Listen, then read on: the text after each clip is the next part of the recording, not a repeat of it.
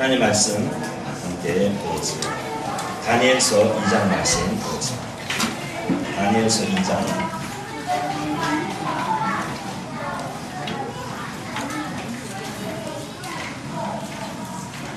다니엘서 2장 1절에서 12절 말씀까지 읽겠고 2장 말씀을 오늘 보게 되지 않을까 생각합니다.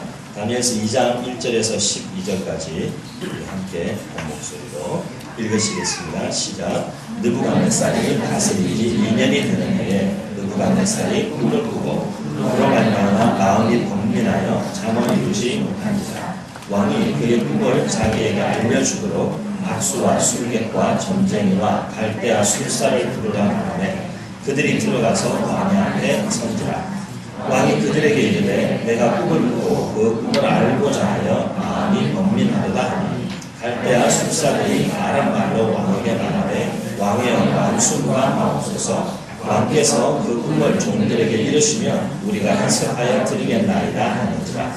왕이 갈대아인들에게 대답하여 이르되 내가 명령을 내렸나니 너희가 만일 꿈과 그 해석을 너희 알게 하지 아니하면 너희 목을 쪼갤 것이며 너희의 집을 버런덩이로 만들 것이요 너희가 만일 꿈과 그 해석을 보이면 너희가 선물과 상과 큰 영광을 내게서 얻으리라. 그런즉 꿈과 그 해석을 내게 보이라 하니 그들이 다시 대답하여 이르되 원하건대 왕은 꿈을 종들에게 이르소서. 그리하시면 우리가 해석하여 드리겠나이다 하니 왕이 대답하여 이르되 내가 분명히 아노라. 너희가 나의 명령이 내렸음을 보았으므로 시간을 지연하려 함이로다. 너희가 만일 이 꿈을 내게 알게 하지 아니하면 너희를 처치할 법이 오직 하나이니 이는 너희가 거짓말과 망령된 말을 내 앞에서 꾸며 말하여 때가 변하기를 기다리려 함이라. 이제 그 꿈을 내게 알게 하나 그리하면 너희가 그 해석도 보일 줄을 내가 알리라 하더라. 갈대아인들이 왕 앞에 대답하여 이르되 세상에는 왕의 그 일을 보일 자가 한 사람도 없으므로 어떤 크고 권력 있는 왕이라도 이런 것으로 박수에게나 술객에게나 갈대아인들에게 물은 자가 없느니라. 왕께서 부르신 것은 어려운 일이라. 육체와 함께 살지 아니하는 신들 외에는 왕 앞에 그것을 보일 자가 없나이다 한지라. 왕이 이로 말미암아 진노하고 통분하여 바벨론의 모든 지혜자들을 다 죽이라 명령하니라. 아멘. 되게 난감한 상황입니다.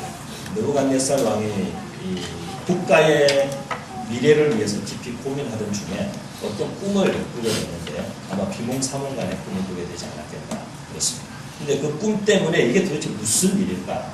왜냐하면 그 꿈의 내용을 이제 14절 이후에 우리가 보건데 그렇게 썩 좋은 꿈은 아닌 것 같아요. 왜냐하면 이게 상식적으로 생각해봐도 어떤 큰 신상이 있는데 머리는 금으로 되어 있고 팔과 가슴은 은으로 되어 있고 배와 허벅지 부위는 노스로 되어 있고 그 다음 그 다리와 발 아랫부분은 쇠로 되어 있고 그 중에 그 발의 일부는 또 흙으로 되어 있고 그 흙으로 발의 마지막 그 끝이 여러분 그거 아시죠? 그 발가락 엄지발가락이나 새끼발가락 다치면 얼마나 힘든지 아시죠? 그 작은 거고 작은 상처지만 서 있는데도 몸의 균형을 잡는데도 굉장히 어려운 거예요.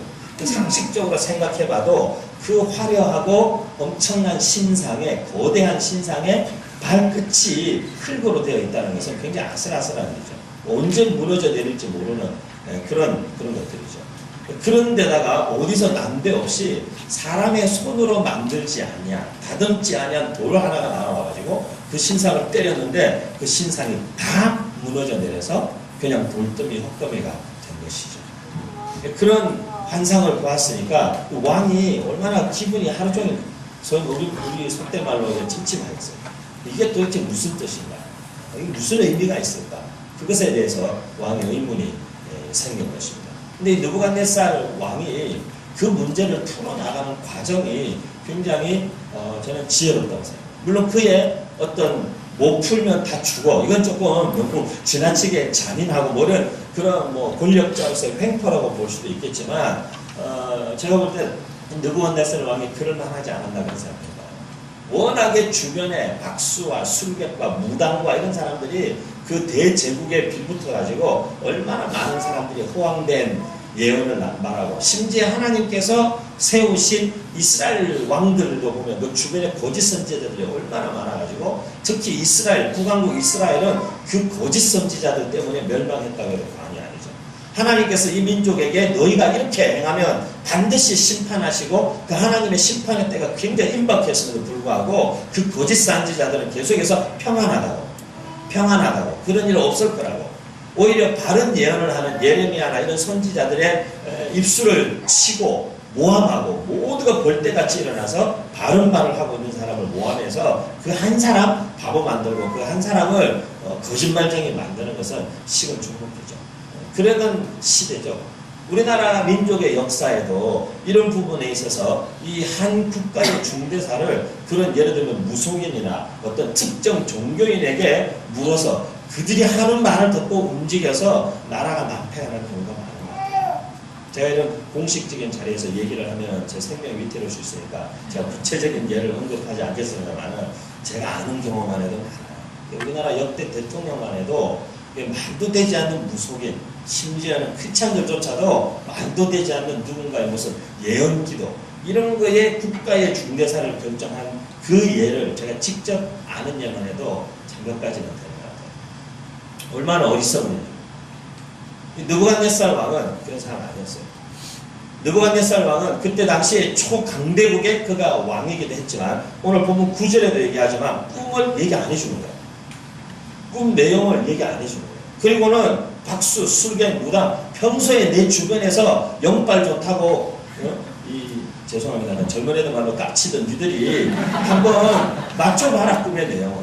왜? 그래야만 나는 믿을 수 있겠다. 니들이 진짜 이 꿈을 해석할 수 있는 능력이 있는지 없는지를 나는 너희들이 내가 말해주지 않은 꿈의 내용을 맞히면 진짜 너희들에게 그럴 만한 능력이 있다고 내가 믿을 수 있겠다. 왜? 이 왕이 아는 거예요. 주변에 이런 떨거지들이 붙어가지고 왕이 무슨 얘기를 하거나 한마디 물어보면 코에 걸면 코걸이고 귀에 걸면 귀걸이식의 해석을 해가지고 왕에게 아첨이나 떨고, 왕이 듣기 좋은 말로 해석하고 그냥 이렇게 아첨이나 떨던 사람들인 줄 사실 아는 거죠. 너희들이 진짜 이 일에 대한 해석을 할 수 있는 영적인 그런 말 그대로 영빨이 너희들에게 있다고 생각한다면 그 꿈의 내용 자체부터 알아맞혀보라는 거예요. 얘기 안 해주고. 그러자 계속 변명합니다. 그래도 꿈을 얘기해 주셔야죠. 그러니까 꿈의 내용을 맞추라고. 그러니까 역대 역사의 어느 왕도 이런 요구를 한 적이 없다고 이러면서 계속해서 왕과 신랑회를 벌입니다. 그러자 딱 단호하게 8절에 내가 너희에게 명령을 내렸음에도 불구하고 너희가 시간을 지연하기 위해서 계속 이렇게 변명만 하고 있구나. 너희를 처치할 법은 한 가지밖에 없다.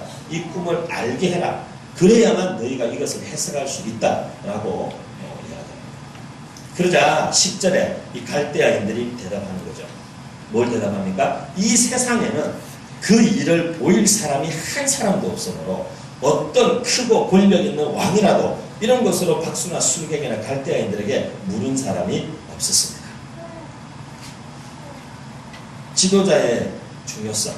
제가 볼 때는 지금 우리 나라도 목회자들도 정치 지도자들도 이 지도자들이 잘못된 굉장히 이렇게 미신적이고 무속적이고 주변에 아첨하는 사람들의 말과 그런 것들이 정신이 혹해가지고 국가의 중대사를 결정하고 어떤 공동체의 큰 방향성을 결정하고 기업의 방향성을 결정하고 가정의 큰 미래를 결정함에 있어서 정말 하나님 앞에 깊이 엎드리거나 정말 역사와 시대를 내다보는 넓고 긴 안목으로 그것들을 보지 않고 개인의 이익과 나의 기호와 나의 어떤 이해관계와 내 주변 친인척들, 혈연, 학연, 지연에 얽매여서 결정하고 움직이는 역사가 우리 민족의 근대사라고 해도 과언이 아니죠.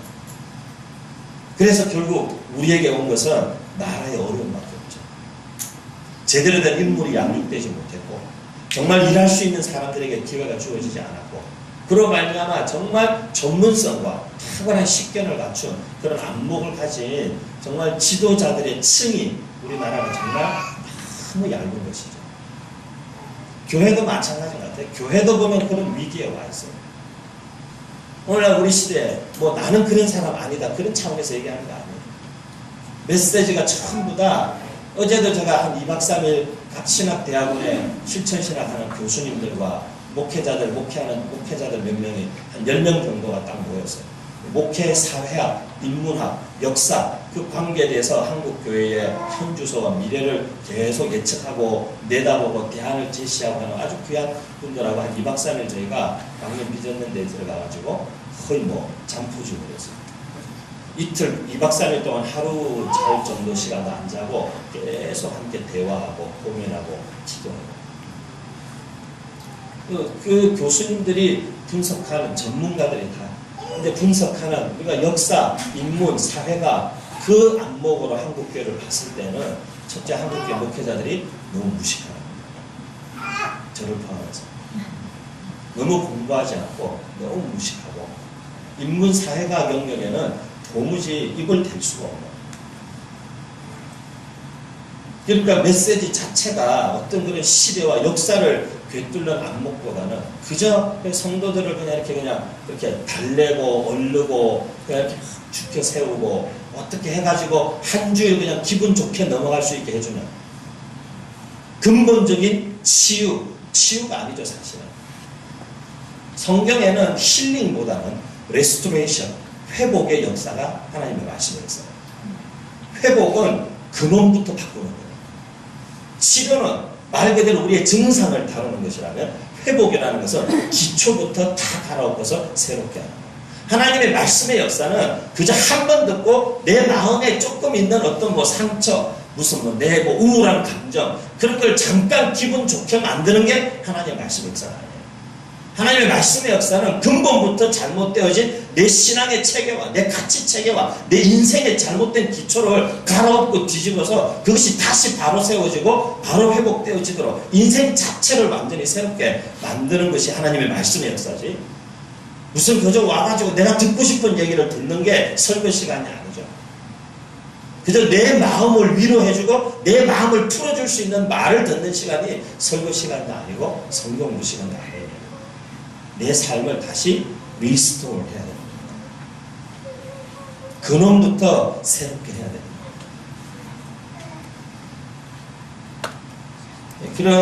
그런 지도자들, 그런 목회자들, 그런 설교자들이 너무 없는 시대를 우리가 살고 있죠. 사회적으로 보나, 국가적으로 보나, 교회를 보나, 어디를 봐도 그런 사람이 없어요.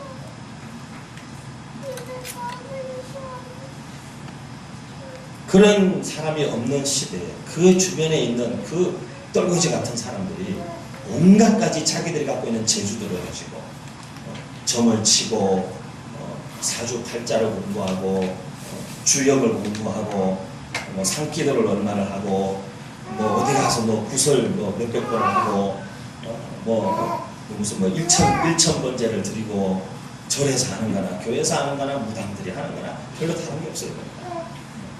똑같아요. 절에서도 그냥 가가지고 천배하고 교회에서도 그냥 매일 새벽 1000번째 재단을 쌓는다고 1000번 나오고 그 근본에 깔린 정서는 똑같아요. 무언가 나의 어떤 행위로 하나님을 감동시켜보려는 신의 마음을 어떻게 얻어보려는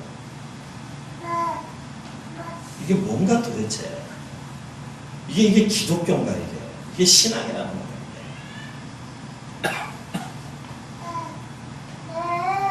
이거는 인간의 노력, 내가 할 수 있는 그 무엇, 내가 공부한 어떤 그 지식, 내가 경험한 어떤 그 경험, 이런 것들을 가지고 덤비지만 왕이 꿈을 얘기 안 해줘요. 어떻게 할 수가 없는 거예요. 아니, 꿈을 얘기 안 해주시고 꿈을 말을 하라 그러면 이거 어떡합니까? 네, 참 어려운 문제예요. 인간의 여러분 지혜, 지식, 역사 이래로 인간이 우리가 이렇게 창조과학적으로 그 6일이라는 창조과학적으로 창세기의 엿새가 지금 시간에 24시간으로 엿새인지 아니면 어떤 특정 기간을 그냥 뜻하는 것일지 사실 아무도 몰라요. 하지만 우리 크리스찬 창조과학자들 중에 젊은 층으로 얘기하는 사람들은 그걸 갖다가 실제 24시간의 하루로 보는 사람들이 많죠. 그렇게 해서 지구의 역사가 수억만 년 됐다는 것은 불가능하다. 탄소 연대 측정 방법이라는 그 화석이나 이런 지질, 토질, 뭐 돌 이런 걸 가지고 연대를 측정하는 방법 자체에 오류가 많다. 그런 거 주장하면서 뭐 지구의 역사는 실제로 뭐 8,000년, 9,000년 뭐 이렇게 얘기할 수도 있겠고, 또 한쪽에서는 공룡의 존재도 인정하고 다 이러면서 수천만 년, 수억만 년 이렇게 얘기하겠지만 누가 알겠습니까? 아직까지 우리는 그것도 몰라요. 인간의 지혜와 인간의 지식과 인간의 어떤 노력과 인간의 과학이라는 게 뭘 알겠습니까? 인간 내 인체 중에 마지막 탐구의 영역이라고 남겨져 있는 뇌를 하버드도 벌써 그걸 몇십 년 파고들었어요. 전 세계적으로 엄청난 펀드를 모아가지고 그것만 뇌만 하니까 인간의 머리까지 이제 쪼개가지고 파고들고 실험하고 그러고 있지만, 그럼에도 불구하고 오늘날 너무 많은 사람들이 그런 인간들의 얄팍한 지혜, 인간들의 말에 입에서 나오는 뭐 이렇게 내가 처음 들어보는 유식한 것 같고 내가 모르는 말을 하는 것 같은 그런 말들에 현혹되어 가지고 하나님의 말씀의 중심과 내 삶의 인생의 향방성을 그런 것들이 결정하게 만드는 엄청난 오류를 범하고 있다는 거죠. 여러분, 저를 알지 않습니까? 제가 무슨 영적인 걸 무시하는 사람이 아니에요. 저도 필요하면 예언 기도도 하고 필요하면 방언도 하고 귀신도 쫓아내고 예, 다 하죠. 하지만 제가 저희 교회에서는 안수기도 막 하고 이런 거 제가 잘 안 하죠. 정말 필요하거나 정말 요청하는 사람들 아니에요. 그게 좋은 거예요. 목사님 뭐 집회 가가지고는 청년들 뭐 몇백 명이 돼도 다 기도해 주면서 우리는 왜 안 해줍니까? 우리를 미워하신 겁니다. 아니요, 걔들은 제가 2박 3일 그때만 만나고 올 거기 때문에 그 2박 3일에 뭔가 터닝 포인트가 생겨야 되니까 혼신의 힘을 다해서 2박 3일 동안 하고 오는 거지만 우리는 또 다르죠. 우리의 삶이 그런 것들에 사람이 그렇게 돼 있어요. 아주 어릴 때부터 이런 영적인 것들을 보고 경험하고 자랐지만 그렇게 되게 되겠어요. 사람은 뭐라고 이렇게 목사가 한마디 되게 의미심장한 말을 주님이 말씀하셨다고 던지면 여러분 그때부터 인생이 굉장히 어려워져요. 인생이 마음이 평안하고 막 즐거움이 생기지 않을 거예요. 뭐 속삭이는 사람에서 이제 불러가지고 현재 내가 기도해 봤는데 자네 참 조심해야 되겠다. 주님이 어젯밤에 나한테 이렇게 말씀하셨는데 이번 주에 한약 긁었는데 조심해. 이런 식으로 얘기하면 그게 참 사람이. 그리고 목사가 아무리 여러분에게 뭐 이렇게 막 내가 기도해 봤는데 보니까 자매님 걱정하지 마십시오. 앞날이 환합니다. 제가 기도할 때 환한 빛이 보였습니다. 환한 빛, 내가 볼 때 누가 들어와서 불을 켰다는 뉴스가 있는 거지. 환한 빛이 보였다고 이랬는데 그 주에 가다가 어디 막 넘어져가지고 다리 부러져가지고 이러면 이 목사의 기도가 좀 이상한 게 아닌가. 그리고 우리의 신앙을, 하나님과의 신앙의 인격이라는 것을 그런 걸 가지고 그렇게 무너지게 만들면 안 돼요. 하나님도 인격적이신 하나님이시고 우리에게도 그 하나님의 형상대로 인격이 주어졌는데 그분과 우리와의 관계성 안에서 삶의 문제를 그분과 함께 풀어나가야 되는 거지. 그런 것들이 사실 어떤 의미에서는 큰 의미가 없다. 하지만 우리의 삶에 정말 암담하고 우리의 삶에 정말 막막하고 우리의 삶에 정말 이런 말도 되지 않는 상황과 환경들, 우리가 의도하지 않았고 우리가 기대하지도 못했던 환경들 때문에 돌파구가 보이지 않을 때에 하나님이 그 시대에 다니엘 같은 사람을 딱 세워서 그 다니엘에게 보여주시고 해석도 알게 하시고 딱 정말 그 어둠 가운데 빛이 비치듯이 길을 확 여시는 어떤 특별한 모멘텀도 분명히 있죠. 여러분의 삶에 혹 이런 어쩌면 지금 이 바벨론 왕국과 같은 어쩌면 이 왕이 평소에 이렇게 주변에서 계속 이 쪼잘쪼잘대던 참새들을 싹 정리하기 위해서 한번 아마 뽐때를 보이기 위해서 그런지는 모르지만 하지만 다니엘과 그 친구들까지 애매한 사람들까지 그 가족들까지 다 폐허로 만들어버리겠다. 이런 무시무시한 말을 하잖아요. 우리도 아마 그럴 수 있죠. 그죠? 우리는 그런 거죠. 나는 시대의 뭐 희생양이다 이렇게 생각하고 사는 사람들이 있죠. 그리고 상황이나 환경이 나를 이렇게 만들었다. 그렇게 생각하고 살 수 있어요. 피해의식에 붙잡힐 수 있어요. 하지만 다니엘은 그렇게 하지 않았어요. 그런 인간의 한계로 돌파할 수 없는 자기의 어떤 것으로 만들어지지 않은 어떤 상황 앞에서도 다니엘은 자기가 뭘 해야 될지를 알았습니다. 그 인간의 한계와 인간의 위기 상황 앞에서 다니엘은 자기가 무엇을 해야 할지를 분명하게 알았습니다. 다니엘은 먼저 하나님께 그 문제를 갖고 나가야 되죠. 여러분 삶에 어떤 문제 상황이 생기더라도 어떤 사람들을 먼저 찾기 전에 그 문제를 반드시 하나님께 먼저 가지고 나아가는 영적 습관이 생기기를 축복합니다. 그 영적 습관이 돼야 돼요.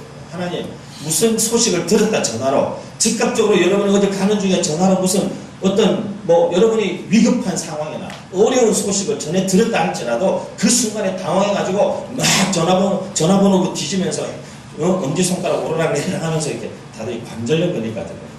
들고 막 이러면서 누구한테 전화를 걸어봐야 되나. 그러기 이전에 전화를 딱 끊고 먼저 하나님 앞에 다니엘과 같이 느헤미야와 같이 하나님 앞에 하나님 이 상황을 통해서 이 사건을 통해서 이 일을 통해서 하나님께서 무엇을 말씀하게 되었습니다. 그리고 하나님 이 일들이 하나님의 뜻 안에서 어떻게 풀어지는 것이 하나님의 뜻대로 풀어지는 것입니다. 이 상황에 대해서 저는 무엇이라고 말해야 하고 어떻게 이 문제를 보아야 합니다. 눈에 보이는 다급한 상황의 문제가 아니라 하나님 제가 정말 보아야 할 것은 무엇입니까? 내 눈앞에 있는 이 문제를 일으킨 그 사람에 대한 원망과 화가 먼저 일어나는 것이 아니라 하나님 그 사람이 어떻게 하다가 그렇게 됐습니다. 이 상황 가운데 그 사람에게 내가 어떻게 접근하고 무엇을 어떻게 말해야 그것이 하나님의 마음을 따라 제가 행하는 것이 되겠습니까? 오히려 우리의 분노와 오히려 우리의 흥분과 오히려 우리의 그 막 당황한 마음을 정말 우리 마음 가운데 하나님 앞에 즉각적으로 나아감으로써 안정감을 찾고 평정심을 찾고 오히려 거기에서부터 지혜가 보이고 정말 어떤 지혜와 분별과 해야 할 말들과 생각들 정리되는 시간들을 가질 수 있는 그런 영적 습관 그런 어떤 영적인 여유가 우리에게 다 있기를 축복합니다. 다니엘은 하나님 앞에 나아갔어요. 그리고 다니엘은 자기 친구들을 불렀어요. 같이 바벨론의 포로로 잡혀갔어요. 같이 거기에서 하나님 앞에 기준을 뜻을 세우고 이방인들의 신에게 바쳐진 제사의 음식으로 자기를 더럽히지 않기로 결정하고 하나님의 사람으로 자기의 기준을 지키기로 생각했던 영적인 동지들과 함께 기도 제목을 하였습니다. 우리 같이 기도하자. 너와 나가 죽게 생긴 것뿐 아니라 이 나라에 술객, 무당 이런 사람들도 있었겠지만 그 나라의 모든 지혜자가 다 깡그리 죽게 생겼다. 제 부모님이 캄보디아에 계시지만 캄보디아가 킬링필드라는 걸 해가지고 공산혁명을 일으켜가지고 이 크메르 루즈 군인들이 캄보디아의 모든 지식인들을 엄청난 대학살을 했잖아요. 여기 거의 다 죽은 사람들이에요. 안경 낀 사람 다 죽고 손에 굳은 사람 안 박힌 사람 다 죽고 선생님, 연예인 피부가 너무 뽀얘서 다 죽고 거의 여기 피부만으로도 거의 90%는 우리 죽을 수 있는 다 죽고 다 죽었어요. 그렇게 하고 나니까 국토가 황폐해진 건 어차피 캄보디아에 뭐 대단한 무슨 현대 문명이 있었던 건 아니니까 국토가 황폐해질 건 별로 없어요. 사람이 다 죽어요. 지식인, 교수, 선생, 의사, 배웠다는 사람, 조금 아는 사람 다 죽어요. 나라가 세계 최극빈국으로 전락해서 회복하기가 너무 어려워요. 수십 년. 왜? 사람이 없습니다. 공무원들이라고 다 있지만 가보면 하나같이 다 없어요. 먹고 살기 위해서 하여간 밑바닥부터 꼭대기까지 뇌물을 줘야 되는 거예요. 한 단계 거칠 때마다. 도장을 한 10번은 받아야 되는데 10번 받으면 10번 다 하나 받을 때마다 뇌물을 다 줘야 되는 시스템과 구조를 갖고 있어요.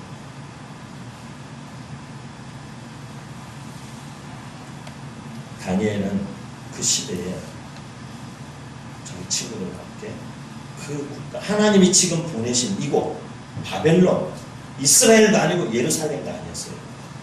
바벨론이라는 이방민족의 땅 속에 여러분이 이 처해 있는 가정 상황이, 직장의 상황이, 만나고 있는 사람들이 대다수 난크리스찬들이거나 믿지 않는 분위기, 불신자들의 문화가 지배적인 그런 회사 분위기, 그 뭐였던지 간에 다니엘은 그 상황에서 자기 혼자 살 길을 모색한 것입니다. 자기의 살 길을 모색하는 그런 소인배가 되었습니다.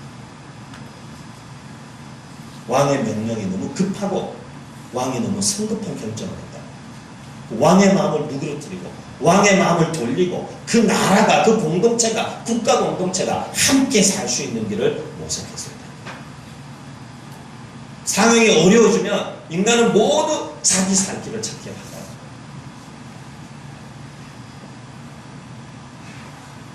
하나님의 사람들은 그런 소인배들이에요.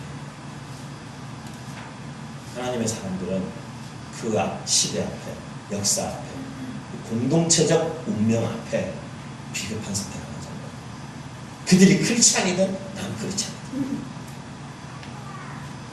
우리 대통령이 불교 신자건 기독교 신자건 그런 게 중요한 게 아니에요. 한국 기독교의 독단은 그런 데서 나오는 거예요. 독선. 장로 대통령이니까 기도해줘야 돼. 그거는 엄청난 독선이죠. 집단 이기주의 같은 거예요. 장로 대통령이니까 기도해주고 불교 믿는 대통령이니까 기도 안 해주고 그래야 되는 겁니까?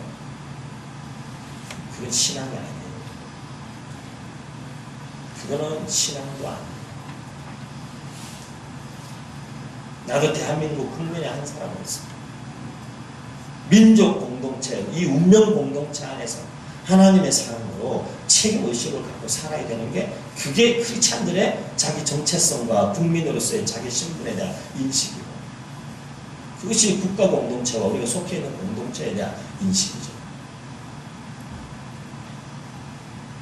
교회도 마찬가지, 여러분의 집안도 마찬가지. 여러분의 집안이 믿지 않는 집안이라고 해서 대표견처럼 안 됩니다. 안 가는 대수가 아닙니다. 가족들 모으면. 그죠? 저는 정말 기도하는 것은 이 자리에 계시는 여러분 때문에 여러분이 믿지 않는 가족들이 정말 함께 그 축복과 생명의 울타리 안으로 들어오게 됩니다. 아니 그들이 들어오게 되는 것이 아니라 그 여러분의 그 가정과 가문과 집안과 그 삶의 현장이 생명과 축복의 하나님의 하늘나라의 통치와 지배가 임하는 것으로 여러분을 통해서 그것들이 계속 흘러가게 되는 일들이 일어나기를 진심으로 축복합니다. 흘려보내셔야죠. 흘려보내려면 우리가 들어가야 돼요. 안 본다고 대수가 어려워도 힘들어도 그래 제사가 여러분 마음의 양심에 끓이끼고 부담이 되면 제사 때는 피하더라도 그럼 다른 데라도 부지런히 찾아가야 돼요. 제사 한 번을 빠지기 위해서 어쩌면 다른 때에 우리가 10번을 찾아가야 될지 몰라요. 정말 그리스도인이라고. 그렇게 함으로써 가서 관계를 맺고 생명을 흘려보내고 소망과 격려를 주고 그리스도인으로서 우리를 통해 하나님께서 하실 수 있는 일들을 우리의 가정과 집안에 계속해서 선포하고 있는 그런 정말 생명과 축복의 통로로 우리가 다 서야 하는 것이죠. 여러분에게 다니엘에게 있었던 사드락 메삭 아벤느고 같은 다니엘의 새 친구와 같은 또 귀한 영적인 동지들과의 만남이 있기를 축복합니다. 동지들이 있어야 돼요. 무슨 일이 있어도 내 곁에 서서 하늘이 두 쪽 나도 나는 당신 편입니다. 그런 사람이 있어야 돼요.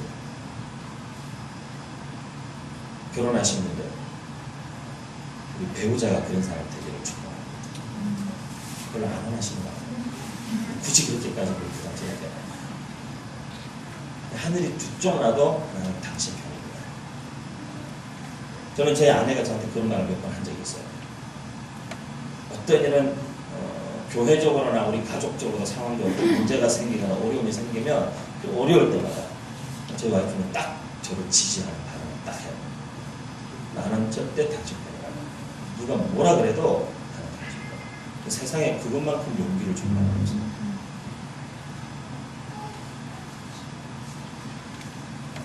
지금 한번 해볼까요? 거의 원치 않는 분위기라서 제가 예배 시간 분위기를 어렵게 많이 해놨습니다. 그런 동지들. 어쩌면 여러분의 혈연의 관계를 떠나서 여러분의 직장에서든 인간관계 속에서든 오래된 친구건 그냥 곁에 함께 서 있어 줄 수 있는 사람. 곁에 함께 서 있어 줄. 나는 너를 믿어. 그죠? 그런 게 어쩌면 더 필요한 시기죠. 그런 어떤 영적 동지의 시기. 이승종 목사님 그 뜻세움 뜻지킴 책에 보시면 나오죠. 모택동과 주울레의 이야기가 나오죠. 모택동은 아버지같이 태산같이 버티는 사람이었다고, 주울레는 어머니 같은 마음으로 중국 인민들을 다 품었던 사람. 이게 짤막하게 일화를 소개하지만 이 주울레가 마지막에 방광염에 걸려가지고 사실 생명이 그렇게 위태로울 지경이 됐을 때도 모택동 찾아가서 얘기하잖아요. 자기가 방광염에 걸렸는데 의사들이 수술하면 좀 보존될 수 있다. 모택동이 유명한 말을 하잖아요. 주동지 혁명한 사람은 몸에 칼을 대는 그냥 가시고, 주울레가 그 말 딱 듣고 가서 수술 안 받고 5개월 뒤에가 가요. 근데 모택동이 그리 한마디를 더 붙였어요. 주동지 가시라. 나도 곧 따라가겠다. 주울레가 죽고 3개월인가 4개월 뒤에 모택동을 가. 근데 어떤 그런 함께 피를 나누는 형제.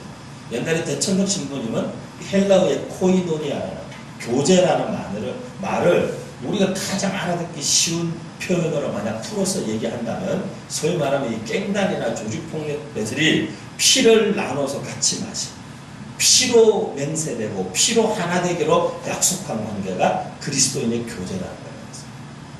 뭘 조금 어떻게 사귀어보겠다고 하다가, 뭘 조금 어떻게 친해보려고 했다가, 뭘 어떻게 이렇게 이름 없는 교회 공동체에 저도 뭐 가족이 돼보겠다고 하다가, 뭘 조금 하다가 쑥 틀어지면은 그냥 마음 돌아서고, 그런 걸 교제라고 얘기하잖아요.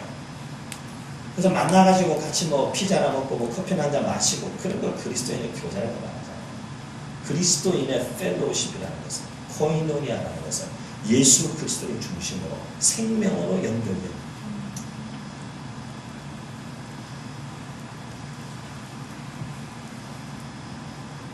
그런 영적 동지의 시기에 정말 필요한 것이죠. 다니엘이 기도했습니다. 친구들이 기도했습니다. 하나님이 보여주셨어요. 보여주셨어요. 은밀한 일들을 보여주셨어요. 하나님께서 사실 느부갓네살에게 그런 말을 했던 이유는 하나님의 하나님 되심을 드러내는 거예요. 왜냐하면 그 술객들도 모두가 다 느부갓네살 왕도 고백하는 거. 뭘 고백하냐면 이 일은 육체와 함께 거하는 신은 절대로 행할 수 없는 일이에요. 진짜 신이 아니면 이 일은 불가능하다. 그 얘기를 하는 거죠. 다니엘이 꿈을 해석하고 꿈을 이야기하고 꿈을 해석해 줬어요.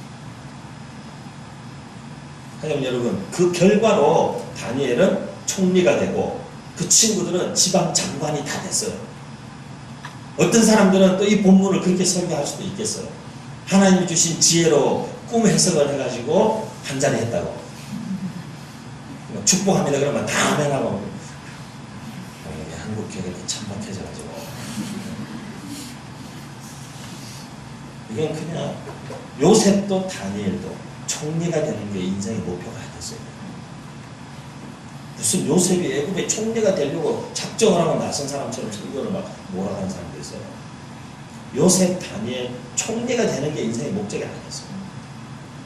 그 자리에 올라가는 게 그들의 꿈이 아니었어요. 하나님께서 보여주시고 하나님께서 이끄시는 걸음을 한 걸음 한 걸음 쫓아갔을 때에 그 자리에 그냥 가 있게 된 거예요. 요셉의 비전이 애굽의 총리, 다니엘의 비전이 무슨 바벨론의 총리. 내가 바벨론에 잡혀가니까 이왕 잡혀가는 거 가서 거기서 주님의 도심으로 나는 총리가 되어야 되겠다. 이런 비전을 품고 너의 꿈을 펼치고 그런 그런 전개가 아니에요.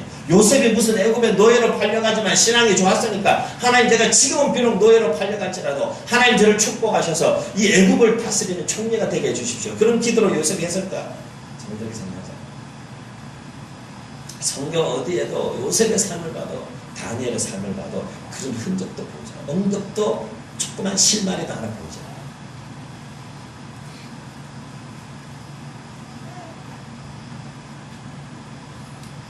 다니엘은 그 꿈을 알게 해주고 해석해 줬는데 느부갓네살왕이 다니엘 앞에 딱 주눅들어서 절하. 그리고는 다니엘 너 진짜 대단하다. 다니엘 너 진짜 대단하다. 그렇게 말하지 않았어요. 47절에 보니까 왕이 다니엘에게 이르되 너희 하나님은 참으로 모든 신들의 신이시오.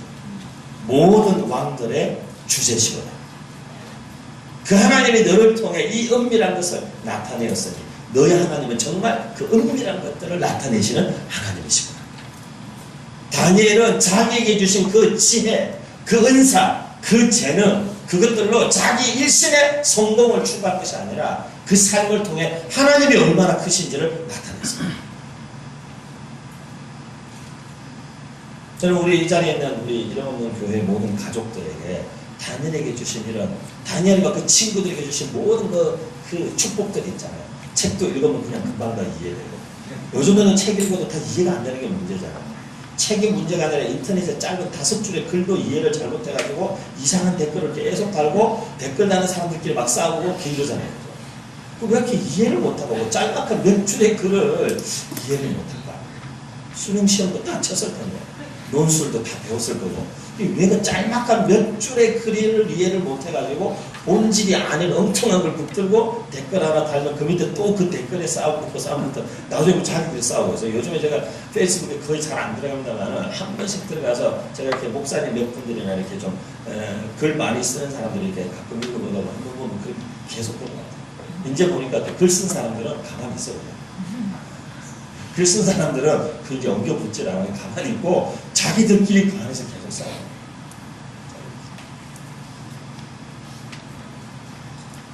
제가 역사 속에 잘못된 예언과 관계된 그런 것들을 좀 이렇게 자료를 좀 찾아봤어요.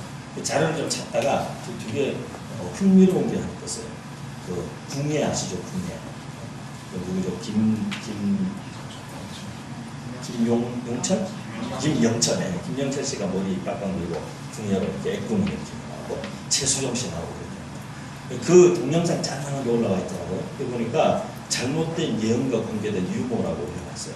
그래서 제가 찾다가 재밌어가지고 클릭해서 봤더니까는 궁예 그 영상이 이렇게 나오는데 어떤 장면에 나오냐면 그 전체에 28초가 되는 동영상인데 계속 궁예가 이렇게 가부좌트고 앉아가지고 대신들을 다 세워놓고 계속 뭐라 하냐면은 이제 이렇게 절을 시키는 거야, 절을.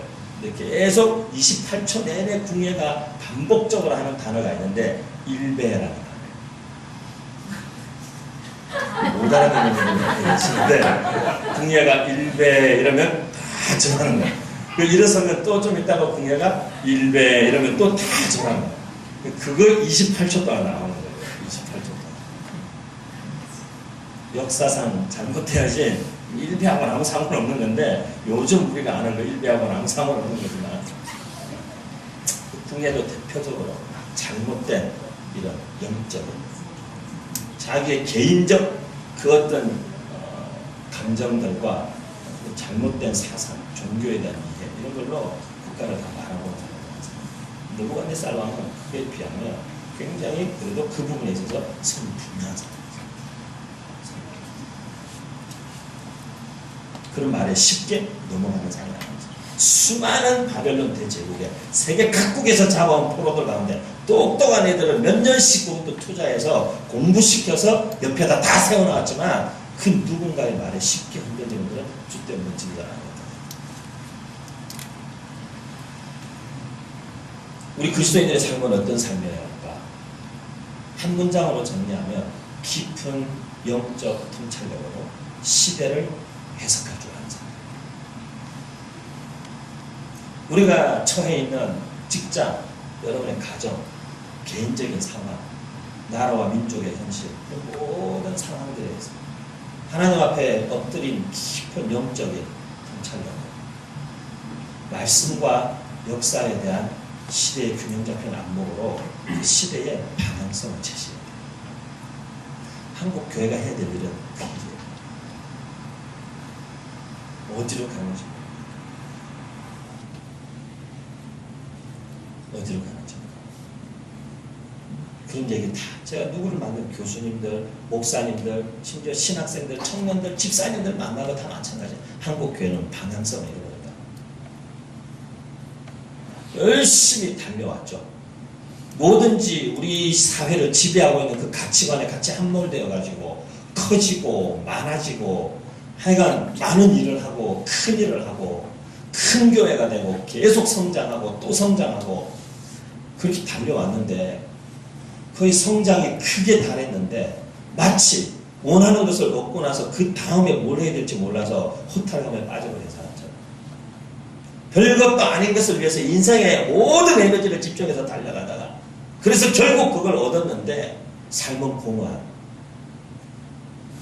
그냥 이제부터 뭘 해야 될지 모르는 그저 이 동네에서 제일 큰 교회 한번 해보고 싶어가지고 동네 사람 온갖 수를 다 풀려서 그냥 끌어모으고 선물 주고 다 데려다 앉혀놓고 동네에서 제일 좋은 자리에 제일 비싼 땅에 제일 큰 건물을 지어도 그 다음에 뭘 해야 될지를 몰라요. 그렇게 하고 나니 그 다음에 한국교회는 다 그런 교회는 아니죠. 요즘에 이렇게 소위 말해서 대형교회 목사님들 한 몇 분하고 이렇게 만나서 가까이 교제할 일이 생기는데 그래서 만나서 해보면 그러지 않은 사람들도 많아요. 강남 땅에 어마어마한 교회를 다 지었지만 거기서 내가 뭘 해야 될지를 고민하고 찾고 자문을 받기로 하고 그 계속 찾고 그런 사람들이 많아요. 좋은 분들도 굉장히 많아요. 크고 작음에 대한 문제가 큰 교회는 다 잘못됐다 이런 이상한 논리도 그것도 잘못된 거죠. 크고 작음의 문제, 많고 적음의 문제, 돈이 많고 돈이 없고의 문제, 부유하고 가난하고 그런 문제가 아니에요. 삶의 방향성이 있냐, 어디로 가는지 알고 달려가고 있냐는 걸 뜻하죠. 왜 버는지 알고 돈을 벌고 있고, 왜 버는지 알고 그렇게 더 벌기를 원하고, 왜 어떤 문제에 대해서도 여러분 왜를 5번만 물어보면 절대로 실수 안 한다. 왜를 5번만 물어보자. 왜 해야 될까? 왜 내가 이걸 해야 되지? 왜 진짜 내가 이걸 하고 싶어 할까? 왜 내가 정말 이 생각을 하게 됐을까?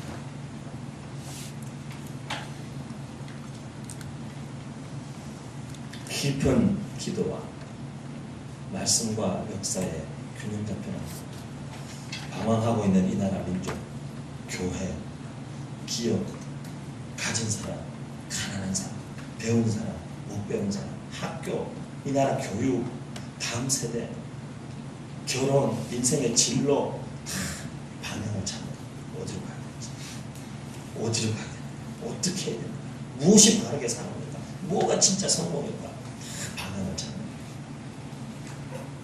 이 시대에 다니엘과 같은 하나님의 사람을 다 되셔서 하나님 우리를 보내시는 그곳이 어디든지 그 상황이 얼마나 급박하고 그 사안이 얼마나 중대하고 얼마나 크든지 거기에서 하나님의 사람으로 딱 서서 시대와 상황과 환경과 급박함과 위기에 휘둘리지 않고 깊은 기도와 시대를 보는 안목으로 방향성을 딱 제시할 수 있는 저는 그런 사람들이 그 이름 없는 교회에서 함께 생활하면서 저는 그런 사람들 우리 한 사람 한 사람이 세우시기를 바랍니다. 저는 하나님께서 그 일을 반드시 하실 거라고 믿어요.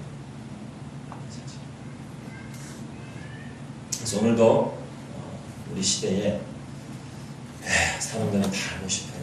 제가 친구 하나가 홍대 쪽에 목회하고 있다 보니까 가끔 이제 홍대 쪽에서 만나요. 같이 홍대 거리를 종종 걸어요. 지난주에도 홍대 거리를 월요일에 만나가지고 같이 걸으면서 그 유명한 또 무슨 밀크 빙수인지 뭐 하는 집이 있다고 또 그걸 갑자기 또 제가 맛있는 걸 좋아하지만 걸어서 땀뻘 흘리는 것도 다 마시고 그거 먹고 다시 오면서 또 땀뻘 흘리고 이런 건 별로 좋아하지 않습니다.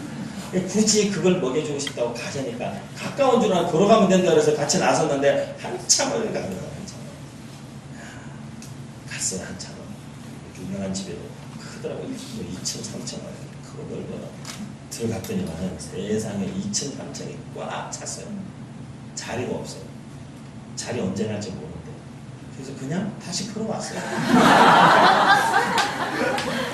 그냥 다시 걸어왔어요. 먹지도 못했어요. 그냥 또 땀 뻘뻘 흘리고 최선은 아니었지만 그 다음 차선의 선택으로 오면서 레몬 빙수를 또 먹어요. 그래서 레몬 빙수 한 그릇 먹고 얘기하고 돌아왔어요. 돌아왔는데 그 레몬 빙수도 맛있었어요. 혹시 어딘지 알고 싶으신지 한번 근데 이제 홍대에 갈 때마다 늘 느끼는 그 젊은이들이 그렇게 정신없이 매일같이 많이 다니는 길에 저는 늘 갈 때마다 그 안에 이렇게 앉아있는 아저씨들이 바로 정면 보는 아저씨 한두 명이 아니잖아요. 옷가게 두세 개 있으면 타고 정문입니다. 또 옷가게 뭐 가방 파는데 신발 파는데 지나가면 또 타고 정문입니다. 이쪽 길이나 저쪽 길이나 다 마찬가지예요. 어느 길을 가든 다 궁금한 거죠. 재미로든 진지하게든 재미로 들어갔다가 심각해져서 나와요. 궁금한 거죠. 하지만 정말 은밀한 것은 바르게 드러내실 수 있는 우리 주님밖에 없습니다. 주님과 깊은 관계성 속에서 삶에 대한 지혜와 통찰력을 가지시고 살아가야 될 앞으로의 삶의 방향성을 그분의 말씀과 정말 역사의 지혜로 잘 풀어나갈 수 있는 준비, 잘 갖춰진 믿음의 지체들 다 되시기를 주님의 이름으로 축복합니다. 기도하겠습니다. 주님 감사합니다. 우리 사랑하는 귀한 이런 공동체의 가족들 축복해 주시옵소서. 다니엘에게 주셨던 모든 서책과 학문과 지식을 이해할 수 있는 그 은사도 주시고 하나님께서 꿈과 환상도 보고 이해하고 알 수 있고 해석할 수 있는 그 은사와 지혜도 영적 지혜와 통찰력도 주신 것처럼 정말 향방을 알 수 없는 우리 시대에 우리 사랑하는 귀한 지체들에게 정말 다니엘에게 주셨던 그 지혜도 주시고 지식도 주시고 무엇보다 그 일들을 위하여서 하나님과의 깊은 관계성 속에 머물 수 있는 은혜를 더딥혀 주셔서 하나님과의 깊은 친밀함 우리에게 알게 해주시는 것들을 통하여서 나는, 우리 가정은, 우리 집안은, 우리 가문은, 우리 교회 공동체는, 이 나라와 민족은 하나님께서 어디로 이끌어가고 계시는지 그것을 함께 보고 그 길을 갈 수 있는 하나님 나라의 여정의 동력자들로 다 세워지도록 주님 축복해 주시옵소서. 살면서 뜻을 함께 할 수 있는 사람이 참 많지 않은 시대에 살고 있습니다. 하나님 정말 생명으로 서로 지지해주고 지켜줄 수 있는 영적인 동지가 많지 않은데 우리 이름 없는 공동체의 가족들 속으로 우리의 관계성이 하나님 정말 다니엘과 그 새 친구들 같은 하나님 나라에 흔들리지 않고 변치 않는 그런 영적 동지들이 되어서 함께 기도하며 함께 지혜를 나누며 함께 위기를 돌파하며 우리 젊은 시절부터 함께 삶을 계속 이어가는 하나님의 사람들의 신앙 동지들의 공동체가 이 이름 없는 교회 되도록 주님 축복해 주시옵소서. 감사하며 참 좋으신 예수님의 이름으로 기도드립니다.